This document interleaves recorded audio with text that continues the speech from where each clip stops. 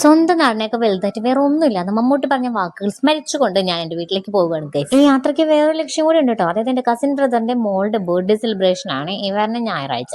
അപ്പോൾ അതിനും കൂടിയുള്ള ഒരു പ്രിപ്പറേഷൻ ആണ് ഇപ്പൊ ഈ ഒരു പാക്കിംഗ് എന്ന് പറയുന്നത്.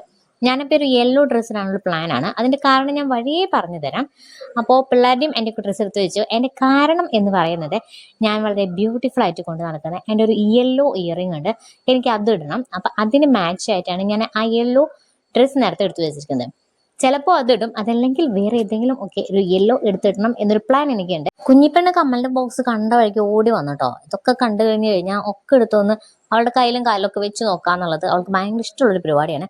അങ്ങനെ കമ്മലൊക്കെ എടുത്ത് ചെവിയിലൊക്കെ വെച്ച് നോക്കിയിട്ടുണ്ട് കേട്ടോ. അങ്ങനെ എനിക്ക് അത്യാവശ്യം വേണ്ട കുറച്ച് സാധനങ്ങളൊക്കെ ഞാൻ പറക്കിയെടുത്തിട്ടുണ്ട്. ഇതൊരു കുഞ്ഞു ബോക്സിലാക്കിയിട്ട് വേണം നമ്മുടെ ബാഗിലേക്ക് വെക്കാനായിട്ട്. ഞാൻ എപ്പോൾ വീട്ടിലേക്ക് പോവാണെങ്കിലും അതുപോലെ തിരിച്ചു വരുമ്പോഴും എന്തെങ്കിലുമൊക്കെ കാര്യങ്ങൾ ഞാൻ മറക്കാറുണ്ട്. അപ്പൊ അതുപോലെ മറക്കാണ്ടിരിക്കാൻ വേണ്ടി നേരത്തെ കുട്ടിയൊക്കെ ബാഗിലേക്ക് എടുത്ത് വെക്കുന്നതാണ് കേട്ടോ. പിള്ളേരുടെ ലോഷൻ, എന്റെ ചാർജർ, എന്റെ കുഞ്ഞു ഹാൻഡ് ബാഗ്, പിന്നെ ചച്ചുമോന്റെ സ്പെയർ ഗ്ലാസ്, ഇനിയും ഒരു സാധനം വെച്ചിട്ടുണ്ടായിരുന്നു നമ്മുടെ കുഞ്ഞിപ്പെണ്ണിന്റെ പാമ്പേഴ്സ്. അത് ഞാൻ വീഡിയോ എടുക്കാനായിട്ട് മറന്നുപോയി.